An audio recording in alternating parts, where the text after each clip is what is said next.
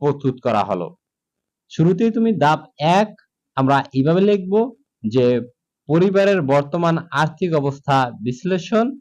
ধাপ ২ বিনিয়োগের লক্ষ্য ও উদ্দেশ্য নির্ধারণ। ধাপ ৩ গ্রহণযোগ্য ঝুঁকি মাত্রা এবং বিনিয়োগের সময়কাল নির্ধারণ। এরপরে ৪ বিনিয়োগের খাত নির্বাচন।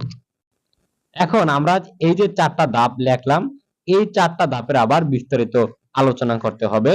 শুরুতেই ধাপ ১ যে পরিবারের বর্তমান আর্থিক অবস্থা বিশ্লেষণ।